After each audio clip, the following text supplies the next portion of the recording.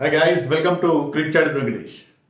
మన post auction team అనాలిసిస్లో last but not the least Gujarat Titans గురించి మాట్లాడారు. గుజరాత్ టైటన్స్ గురించి లాస్ట్ చేసినంత మాత్రాన ఆ టీం మీద తక్కువ చేసినట్టు కాదు. ఎందుకంటే they are the most successful team. ఆడిన 2 సీజన్లో మొదటి సీజన్లో టైటిల్కి వెళ్ళడం, రెండో సీజన్లో ఫైనల్కి వెళ్ళడం, జస్ట్ కొద్ది తేడాలో వెంట్రుక వాసులు ఫైనల్లో వాళ్ళు ఓడిపోవడం.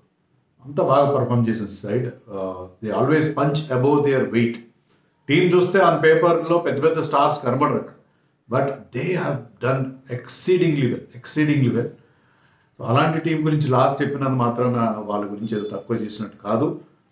బట్ ఈసారి కూడా ఆక్షన్లో వాళ్ళ స్ట్రాటజీలో క్లారిటీ నాకు కనిపించింది. వాళ్ళు చాలా బ్రహ్మాండంగా పర్ఫామ్ చేశారంటే ఒక మేజర్ సెట్ బ్యాక్ వాళ్ళకి కనిపిస్తుంది. ఒక ప్లేయర్ని వాళ్ళు టార్గెట్ చేశారు కానీ ఆ ప్లేయర్ వాళ్ళకి దక్కలేదు. అది మినహా మిగతా విషయాల్లో I think they have done well. వాళ్ళకి ఒక పెద్ద హోల్ ఉందంట. ఏంటంటే to replace somebody like Hardik Pandya ఇద్దరు ప్లేయర్స్లో రోల్డ్ ఇంటూ వన్, అంతే కదా.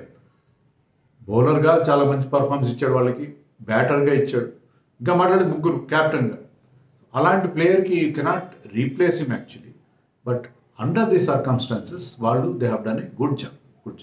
వాళ్ళు ముగ్గురిని టార్గెట్ చేశారు నా దృష్టిలో. ఒకరు మిచెల్ స్టార్క్, ఎందుకంటే వాళ్ళకి ఒక మంచి పేసర్ కావాలి. షమీ ఇప్పుడున్న అద్భుతమైన ఫామ్లో, షమీతో పాటు పవర్ ప్లేలు న్యూ బాల్తో బ్రహ్మాండమైన స్టార్ట్ అందించగల ప్లేయర్. తర్వాత their spinners will take over. Spinners కానీ మిగతా పేసర్స్ కానీ will take over. Rashid Khan is there. So వాళ్ళకి ఇనీషియల్గా బ్రేక్ త్రూస్ ఇవ్వగా షమీతో పాటు ఇస్తే ఇద్దరు, ఒక ఎండ్ నుంచి షమీ, ఒక ఎండ్ నుంచి స్టార్క్. ఎలాగైతే ఒకప్పుడు Jofra Archer Bumrah combination Mumbai వాళ్ళు అనుకున్నారు, అలాగే వీళ్ళు కూడా ఆ రకమైన ఒక దీంతో అనుకున్నారు. ఉంటుంది, అద్భుతంగా ఉంటుంది. And their coach Ashish Nehra himself a left arm pacer, so he knows what is Mitchell స్టార్క్ని వాళ్ళు నెంబర్ 1 టార్గెట్కి పెట్టినారు. Prime target Mitchell Starc. తర్వాత హార్దిక్ పాండ్యా రీప్లేస్మెంట్గా they thought about Azmatullah Omarzai. ఎందుకంటే మీకు ఫారిన్ ప్లేయర్స్లో కూడా గొప్ప ఆల్రౌండర్స్ ఎవరు లేరు మనకి ఆక్షన్లో. అండ్ అంత స్థాయిలో కాకపోయినా he can be your 6th bowler. Azmatullah Umarjai can be your 6th bowler and he can bat well lower down the order. So అతన్ని ఒక టార్గెట్ పెట్టుకున్నాం నెంబర్ 2. మూడోది ఏంటి, షారుఖ్ ఖాన్ వాళ్ళ దగ్గర అమౌంట్ ఉంది కాబట్టి, బికాస్ దే హ్యావ్ 38 crores. తీసుకోవాల్సిన ప్లేయర్స్ 800 ఉన్నా సరే 38 crores బిగ్ అమౌంట్. అందరికంటే ఎక్కువ అమౌంట్ వీళ్ళ దగ్గర అంత అమౌంట్ ఉంది కాబట్టి షారుఖ్ ఖాన్ కోసం కూడా బిడ్డింగ్ జరుగుతుంది. బట్ మన దగ్గర ఉన్న అమౌంట్తో Shahrukh Khan, so they got Omarzai who is not a direct replacement, but ఉన్నంతలో. ఎందుకంటే ఇండియన్ ప్లేయర్స్ ఎవరు అంత మంచి ఆల్రౌండర్స్ లేరు అక్కడ ఆక్షన్లో. అంత మంచి ఆల్రౌండర్ సుమిత్ కుమార్ వీళ్ళందరూ ఆ స్థాయిలో కాదు కదా వాళ్ళు. సో ఉమర్జాయ్ని వాళ్ళు ఒక దృష్టిలో పెట్టినట్టు, ఉమర్జాయ్ని మనం ఆ రకంగా, అతని T20 నెంబర్స్ అంత గొప్పగా ఏం లేవు batting, but still he can be a good 6th bowling option and he can bat down the order. బాగానే బ్యాటింగ్ చేయగలుగుతారు ఇండియన్ కండిషన్స్లో. Has already proved himself in the world cup. So అందుకని అతన్ని తీసుకున్నారు. షారుఖ్ ఖాన్ లాంటి ఒక ప్లేయర్ వాళ్ళకి కావాలి. వాళ్ళకి ఆ ఇండియన్ బ్యాట్స్మెన్ కావాలి. సో అది వాళ్ళ requirement. But they missed Mitchell Starc కోసం 2 టీమ్స్ గట్టిగా వెళ్ళాయి, Kolkata night riders and Gujarat Titans. Bidding war నడిచింది. మిచెల్ స్టార్క్ అంత ఇంపార్టెంటా? ఈరోజు మా వాట్సాప్ గ్రూప్లో కూడా చర్చ జరిగింది. మిచెల్ స్టార్క్ ఏమంత ఇంపార్టెంట్? టెస్ట్ మ్యాచ్లో కూడా వికెట్ రాలేదు. ఎందుకంటే పాకిస్తాన్ మీద టెస్ట్ మ్యాచ్లో సెకండ్ ఇన్నింగ్స్లో Cummins and Hazlewood took the wickets. Mitchell Starc is not a test specialist. That is not is stronger suit test cricket. Mitchell Starc ఈ ఫార్మాట్లో చాలా చాలా వాల్యూ, బికాస్ అతనికి హైట్ ఉంది, పేస్ ఉంది, can swing the new ball and he can be good in the death also. Runs leak చేస్తాడు కరెక్టే, కానీ డెత్లో కూడా మంచి బౌలింగ్ వేయగలడు, అతను వేస్తాడు కూడా, అతనికి ఎక్స్పీరియన్స్ ఉంది. సో మిచెల్ స్టార్క్ పర్ఫార్మెన్స్ కూడా అతని 2 seasons ఆఫ్ IPLలో he's done exceptional well. So అతని ఎంత వాల్యుబుల్ అనేది మనకి ఎక్కడ అర్థం అవుతుందంటే 2 shrewdest cricketing brains around. Indian cricket గురించి బాగా తెలిసిన, అంటే క్రికెటింగ్ బ్రెయిన్స్ రికీ పాంటింగ్ లాంటి వాళ్ళు కూడా చాలా ష్రూడ్ క్రికెటింగ్ బ్రెయిన్ ఉంది, కానీ ఇండియన్ కండిషన్స్ బాగా తెలిసిన వాళ్ళు like the back of their hand ఎవరంటే గౌతమ్ గంభీర్ అండ్ ఆశీష్ నెహ్రా. వాళ్ళిద్దరూ కూడా అతని కోసం పోటీ పడ్డారు. దాన్ని బట్టి స్టార్క్ ఎంత ఇంపార్టెంట్ అనేది మీకు అర్థమవుతుంది. అతని కోసం చాలా పోటీ పడ్డారు. ఎప్పుడు ఐపీఎల్లో ఏ రేట్ పరగనంత పలికేది. నేను కేకేఆర్ వీడియో చేసినప్పుడు అన్నాను, స్టార్క్ కోసం ఎందుకు ఆగిపోయాడు ఆశీష్ నెహ్రా బిడ్డింగ్లో ఆల్మోస్ట్ 25 crores దాకా వచ్చి 24.75 దగ్గర ఎందుకు ఆగిపోయాడు అనేది నాకు అనిపించిన రీజన్ చెప్తాను. అక్కడ చెప్తానని చెప్పాను. అది రీజన్ ఏంటంటే, ఒక ప్లేయర్కి ప్రైస్ ట్యాగ్ బాగా పెరిగిపోయింది, టూ మచ్గా పెరిగిపోయింది. అవును, 15 కోట్లు అంటేనే ప్లేయర్ ప్రెషర్ ఫీల్ అవ్వడం మనం చూసాం. మారిస్ కావచ్చు, ఒకప్పటి కమిన్స్ కావచ్చు, ఎవ్వరు కూడా పెద్ద ప్రైస్ ట్యాగ్తో బరిలో దిగిన శామ్ కరన్, వీళ్ళెవ్వరు కూడా బాగా పర్ఫామ్ చేయలేదు. ఆ ప్రైస్ ట్యాగ్ ప్రెషర్ మనం అనుకున్నాం కదా, స్టార్క్ వేసే ప్రతి బాల్కి 7 లక్షల చిల్లర అవుతుంది, లక్షల్లాగా 7 లక్షలు ఒక్క బాల్కి. సో అలాంటప్పుడు ఆ ప్రెషర్ ఉంటుంది అతని మీద. ఒక నో బాల్ వేస్తే అది ఇంకా అతని మీద ప్రెషర్ పెరుగుతుంది. ఒక వైడ్ వేసిన, నో బాల్ వేసిన, ఒక 6 వెళ్ళిన అతని బౌలింగ్లో. సో అలాంటప్పుడు వాళ్ళు సరిగ్గా అందుకని ఆగిపోయాడు. వాళ్ళ దగ్గర అమౌంట్ మిగిలిపోయింది, 7.85 crores మిగిలిపోయింది గుజరాత్ దగ్గర. They have not picked up any player for more than 10 crores. ఒక్క ప్లేయర్ కోసం 10 crores పెట్టారు, మిగతా చిన్న అమౌంట్స్. అంత అమౌంట్ ఉండి కూడా వాళ్ళ దగ్గర మిగిలిపోయింది. కానీ ఎందుకు వెళ్ళలేదు ఆశీష్ నెహ్రాకి ఇది కూడా తెలుసు. అదేంటంటే, ఒక స్టేజ్ దాటిన తర్వాత కేకేఆర్ వెళ్ళలేదు. కేకేఆర్ 12 మంది ప్లేయర్స్ని తీసుకోవాలి, వాళ్ళకి అమౌంట్ అంత ఎక్కువ లేదు.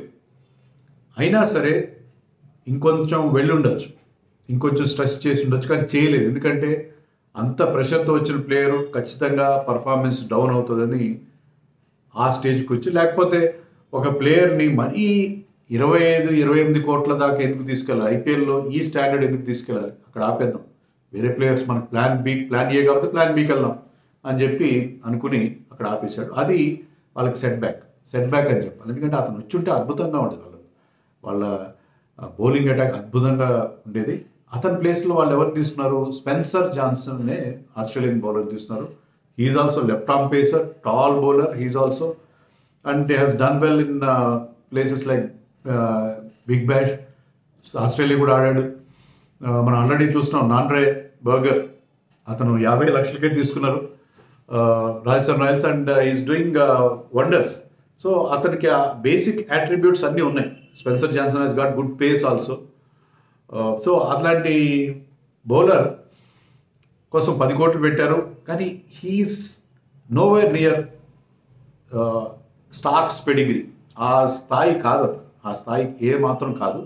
బట్ స్టిల్ అతను తీసుకున్నారు. అక్కడ వాళ్ళ ప్లాన్ కొంచెం అప్సెట్ అయింది, but otherwise they have done well. ఎందుకంటే వాళ్ళ టీం ఆల్రెడీ బాగుంది.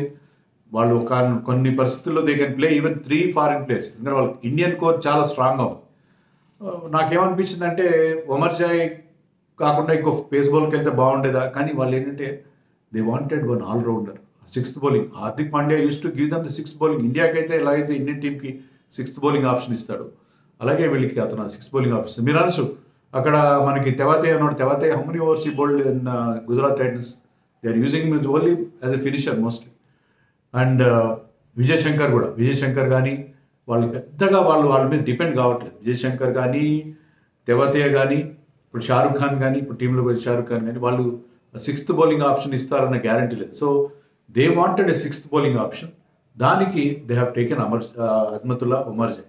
లేకపోతే స్పెన్సర్ జాన్సన్తో పాటు ప్లాన్ బిలో వాళ్ళు ఇంకొక పేస్ బౌలర్ కోసం, ఫారిన్ పేస్ బౌలర్స్ కోసం వెళ్ళొచ్చు. They can play 2 foreign pace bowlers, because వాళ్ళ 11లో ఖచ్చితంగా ఆడేది మిల్లర్, రషీద్ ఖాన్ మాత్రమే. సో వాళ్ళకి బ్యాటింగ్ లైనప్ అంతా కూడా ఇండియన్ బ్యాటర్స్ మంచి వాళ్ళు ఉన్నారు కాబట్టి they can fill the slots with the Indian players. అయినా సరే వాళ్ళు ఉమర్ జాయ్ కోసం వెళ్ళారంటే ఒక నాట్ సో ఈక్వల్ రిప్లేస్మెంట్, తక్కువ స్థాయి రిప్లేస్మెంట్ అయినా దే థాట్ హార్దిక్ పాండ్యాకి అతను రీప్లేస్మెంట్ అని అనుకున్నారు. సో అది వాళ్ళు చేసింది. సో 38.15 crores ఉన్నాయి. 6 Indian Indian players, 2 foreign players pick చేయాలి. దాంట్లో వాళ్ళు ఏం చేశారు, బ్యాటర్స్లో రాబిన్ మింజ్ని తీసుకున్నారు. రాబిన్ మింజ్ ఒక కీపర్ బ్యాట్స్మెన్, అతని బ్యాటర్స్లో అతను ఒక్కడే ఉన్నాడు. ఆల్రౌండర్స్లో అజ్మతుల్లా, ఉమర్ జాయ్, షారుఖ్ ఖాన్ వాళ్ళిద్దరిని తీసుకున్నారు. బౌలర్స్లో ఉమేష్ యాదవ్ని తీసుకున్నారు. కార్తిక్ త్యాగిని తీసుకున్నారు. స్పెన్సర్ జాన్సన్, మానవ్ సుతార్ అనే లెఫ్ట్ ఆర్మ్ స్పిన్నర్ని తీసుకున్నారు. అలాగే మరొక Indian bowler Sushant Mishra, left arm pacer, చాలా impressive left arm pacer, Jharkhand ఆడుతున్న ప్లేయర్, అతన్ని కూడా వాళ్ళు తీసుకున్నారు. సో ఇది వాళ్ళు తీసుకున్నది. సో నేను చెప్పినట్టుగా అమౌంట్ వాళ్ళ దగ్గర 38 crores ఉంటే దాంట్లో 7.85 crores మిగిలిపోయింది. కానీ ప్లేయర్స్ అందరినీ ఫిల్ చేశారు. All 25 slots have been fill. Spencer Johnson అంతకంటే ఎక్కువగా 10 crores పెట్టారు. షారుఖ్ ఖాన్కి 7.4 కోట్లు, ఉమేష్ యాదవ్కి 5.8 crores, మింజ్కి 3.6, సుశాంత్ శర్మ కూడా బాగానే బీటింగ్ అయింది, 2.2 crores, త్యాగి 60 lakhsకి వచ్చాడు. ఉమర్ జాయి లాంటి మంచి ప్లేయర్ వాళ్ళు అంత తక్కువ కోసం అనుకోలేదు, 50 లక్షలు బేస్ ప్రైస్కి వచ్చాడు. మానవ్ సుతార్ అతని అన్క్యాప్ ప్లేయర్ 20 lakhsకి వచ్చాడు. సో ఇది వీళ్ళు చేసిన ఆక్షన్లో ఆ 8 slots 2 ఫారిన్ 6 ఇండియన్ స్లాట్స్ వాళ్ళు ఫిల్ చేశారు. దాంట్లో స్పెన్సర్ జాన్సన్ గురించి ఆల్రెడీ నేను చెప్పాను. షారుఖ్ ఖాన్ గురించి మీకు చెప్పాల్సిందే లేదు. ఈజ్ తమిళనాడు ప్రీమియర్ లీగ్లో ఈసారి టీఎన్పిఎల్లో ఈజ్ పర్పుల్ క్యాప్ హోల్డర్ కూడా. అంటే అతను ఆఫ్ స్పిన్ వేస్తాడు అనుకుంటా. ఆఫ్ స్పిన్తో కూడా అతను బౌలింగ్ బాగా చేశాడు. సో అతను as a bowler and as finisher is very very useful for them. So 7.4 crores అతని కోసం పెట్టారు. చెన్నై వెళ్ళలేదు అతని కోసం, వేరే టీమ్స్ వెళ్ళాయి. పంజాబ్ కింగ్స్కి వాళ్ళు గట్టి పోటీ ఇచ్చారు, కానీ they were able to get him. Umesh Yadav, Kartik Tyagi వాళ్ళకి ఇండియన్ పేసర్స్ కావాలి. ఎందుకంటే యష్ దయాల్ లాంటి ఇండియన్ పేసర్స్ని రిలీజ్ చేస్తారు కాబట్టి దే వాంట్, వాళ్ళకి ఆల్రెడీ మోహిత్ శర్మ ఉన్నాడు. మోహిత్ శర్మతో పాటు they needed Indian pacers. So Umesh Yadav and Kartik త్యాగిని వాళ్ళు తీసుకున్నారు. Umesh Yadav was a very good pick. తర్వాత రాబిన్ మింజ్ జార్ఖండ్కి చెందినవాడు. జార్ఖండ్స్ క్రిస్ గేల్ అంటున్నారు, జార్ఖండ్స్ ధోని అని మరొక జూనియర్ ధోని అంటున్నారు. బిగ్ హిట్స్ కొట్టగాళ్ళు ఇప్పటివరకు ఎలాంటి రిప్రజెంటేటివ్ క్రికెట్ ఆడలేదు. చాలా ఇంట్రెస్టింగ్ కేస్. అతని కోసం చాలా టీమ్స్ వెళ్ళాయి. Chennai super Kings bidding start చేసింది, ముంబై ఇండియన్స్ వెళ్ళారు, తర్వాత సన్ రైజర్స్ కూడా ట్రై చేశారు. ఆఖరి గుజరాత్ టైటన్స్ తగ్గించుకుంది 3.6 కోట్లు. చాలా చాలా interesting selection. Keeper batsmen. So ఎలాంటి రిప్రజెంటేటివ్ క్రికెట్ ఆడలేదు, కానీ అతని బ్యాటింగ్ చూసిన వాళ్ళు స్కౌట్స్ చాలా ఇంప్రెస్ అయ్యారు ధోనితో సహా. సో అతను చాలా ప్లేయర్ టు వాచ్ ఈసారి ఐపీఎల్. తర్వాత సుశాంత్ మిశ్రా కూడా, అతను కూడా జార్ఖండ్ వాడే. అతను 2.2 crores తీసుకున్నారు. లెఫ్ట్ ఆర్మ్ పేసర్, మంచి పర్ఫార్మెన్స్. మ్యాట్ సైద్ ముస్టాకిల్లో కానీ విజయ్ హజార్లో కానీ మంచి వికెట్ తీశారు. So wicket taking bowler. So Sushant మిశ్రాని తీసుకున్నారు వాళ్ళు. అలాగే కార్తిక్ త్యాగి గురించి మనం చెప్పాల్సిన అవసరం లేదు. Kartik Tyagi he's been very very impressive with Rajasthan Royals. Of course ఎస్ఆర్హెచ్లో అంత ఇంప్రెసివ్ కాదు అతను. అలాగే Manav Suthar is a very good bowler. And India ఏకి ఆడినవాడు, ఇండియా అండర్-19 ఆడినవాడు. Is an all rounder, left arm spinner, left hand batsmen. Impressive bowler, చాలా మంచి ఫ్యూచర్ ఉంది. నన్ను అడిగితే అతను జడేజా లాగా టెస్ట్ మ్యాచ్లు బాగా పనికొచ్చే బౌలర్. జడేజాకి భవిష్యత్తులో రీప్లేస్మెంట్ అయ్యే బౌలర్గా నేనైతే అనుకుంటున్నాను. అంటే ఏంటి, అతను ఫ్లైట్ చేస్తాడని విన్నాను. ఫ్లైట్ చేయడం అనేది ఈ ఫార్మాట్ సూట్ కదా, కానీ somebody who believes in giving the ball some air. So rare quality అతని దగ్గర ఉన్నట్టుగా మనం చెప్తాం. సో ఇది వీళ్ళ పిక్స్. వీళ్ళ గురించి మనం మాట్లాడుకున్నాం. తర్వాత వీళ్ళ లైక్ 11 చూడండి మీరు.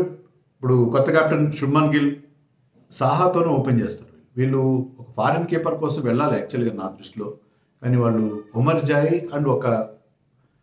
నేను చెప్పాను కదా, వాళ్ళకి ఉన్న ఫారిన్ స్లాట్లో, ఎందుకంటే ఆల్రెడీ వాళ్ళ దగ్గర మాథ్యూ వేడ్ కూడా ఉన్నాడు. సో ఉమర్ జాయ్ కోసం ఎందుకు వెళ్ళారంటే దే థాట్ హార్దిక్ పాండ్యాకి అతను రీప్లేస్మెంట్ అది ఒక ఫారిన్ స్లాట్లో. ఇంకో ఫారిన్ స్లాట్ స్టార్ కోసం పెట్టున్నారు, కానీ అనుకున్నది ఒకటి అయ్యింది ఒకటి. బోల్తా పడ్డావులే బుల్బుల్ పిట్టారు పాత పాట. సో అంతగా బోల్తా పడలేదు, కానీ స్టార్ రాకపోవడం వాళ్ళకి ఖచ్చితంగా లోటే.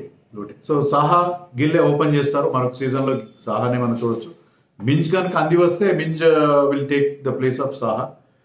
Sai Sudharsan he's been doing extremely well. India కూడా బ్రహ్మాండంగా ఆడాడు సాయి సుదర్శన్. లాస్ట్ ఇయర్కి he's grown in stature. He will bat at number 3, being a left hander. Kane Williamson or ఉమర్ జాయ్లో ఒకరిని ఆడిస్తారు. ఉమర్ జాయ్ని ఆడిస్తారు అనుకుంటున్నాను. కేన్ నీ నెంబర్ 4కి నాట్ సూటబుల్. నెంబర్ 3లో సుదర్శన్ ఆడించాలి, ఎందుకంటే ఈ లెఫ్ట్ హ్యాండర్ కాదు, ఓపెనర్స్ ఇద్దరు రైట్ హ్యాండర్స్ ఉన్నారు. ఆ సిచ్యుయేషన్లో ఒకవేళ మింజ్ కనుక అంది వచ్చి మింజ్ గిల్తో ఓపెన్ చేస్తే అప్పుడు Kane Williamson can bat because బింజ్ is a left hand. Say Sai Sudharsan can bat at number 4, Williamson can bat at 3. Omarzai because he's sixth bowling option, Kane కంటే కూడా అతను 11లోకి వచ్చే అవకాశాలు ఎక్కువ ఉన్నాయని నాకు అనిపిస్తుంది. మిల్లర్ ఎట్ 5, విజయ్ శంకర్ ఆ షారుఖ్ ఖాన్ వీళ్ళిద్దరిలో ఒకరిని 6లో ఆడించుకోవచ్చు వాళ్ళు. Tewatia at 7, Rashid Khan at 8, Umesh Yadav at 9, Shami at 10, Spencer Johnson, Mohit Sharma. ఇది వీళ్ళ 11గా ఉంటుంది. మరి వేడ్ ఉన్నాడు కదా, మాథ్యూ వేడ్ని ఓపెన్ చేయించవచ్చు కదా అని మీరు అనొచ్చు. ఎస్, కానీ మాథ్యూ వేడ్ ఫిగర్స్ చాలా దారుణంగా ఉన్నాయి. ఐపీఎల్ ఫిగర్ 13 మ్యాచ్లు ఆడితే అతని యావరేజ్ 13 ఉంది, స్ట్రైక్ రేట్ 104 ఉంది. So Matthew Wade has done well in India, but ఐపీఎల్లో ఎందుకు అతను 13 మ్యాచ్లు ఆడి కూడా ఒక్కసారి కూడా షైన్ కాలేదు. సో అందుకని మాథ్యూ వేడ్ని వాళ్ళు రిటైన్ చేయడమే కొంచెం ఆశ్చర్యకరమైన విషయం. మాథ్యూ వేడ్ని కనుక వాళ్ళు రిలీజ్ చేస్తుంటే బాగుండేది. మాథ్యూ వేడ్ రిలీజ్ చేస్తుంటే వేరే కీపర్ కోసం వెళ్ళుంటే బాగుండేది. బట్ ఆశీష్ నెహ్రా జడ్జిమెంట్ని మనం తప్పు పట్టే పరిస్థితి లేదు. ఈసారి నాకేమనిపిస్తుంది అంటే, ఈసారి కూడా గుజరాత్ టైటన్స్ బాగా పర్ఫామ్ చేస్తారని ఎక్స్పెక్ట్ చేస్తున్నాను. సో ఒక మిత్ని వాళ్ళు ఏమైనా బ్రేక్ చేస్తారా? హార్దిక్ పాండ్యాకి చాలా ఐపీఎల్ ద్వారా చాలా ఫోకస్ వచ్చింది. బికాజ్ ఒకసారి టైటిల్ గెలిపించాడు, మరోసారి ఫైనల్ దాకా తీసుకెళ్ళాడు అని చెప్పి. మరి ఆ క్రెడిట్ హార్దిక్ పాండ్యాకి దక్కుతుందా, లేకపోతే అదంతా వాళ్ళ కోచ్ నెహ్రా పుణ్యమేనా అనేది ఈ సీజన్లో మనకు తేలుతుంది. వాళ్ళ నుంచి అంత పర్ఫార్మెన్స్, ఒక డిస్కార్డ్స్ లైక్ మోహిత్ శర్మ లాంటి వాళ్ళ నుంచి, విజయ్ శంకర్ నుంచి అంత మంచి పర్ఫార్మెన్స్ రాబట్టడం. Vijay Shankar played very well last season. Even Wriddhiman Saha ఇలాంటి వాళ్ళ గురించి అందరూ మర్చిపోయారు ఐపీఎల్. వాళ్ళని తీసుకొచ్చి వాళ్ళ నుంచి మంచి పర్ఫార్మెన్స్ రాబట్టడం. సో ఇలాంటిదంతా చేసింది హార్దిక్ పాండ్యా చేశాడా, నెహ్రా చేశాడా అనేది ఈ సీజన్లో మనకు తెలుస్తుంది. ఇది చాలా మనకి important point. So Ashish Nehra ఈసారి కూడా ఈ టీం చేత అతని పికప్ చేసిన బాగున్నది, వాళ్ళ స్లాట్స్ ఫిలప్ చేసిన తీరు, అతని థింకింగ్. సో ఈసారి కూడా I think Gujarat should do well అని అనుకుంటున్నాను. మీరేమనుకున్నారు కామెంట్స్లో చెప్పండి.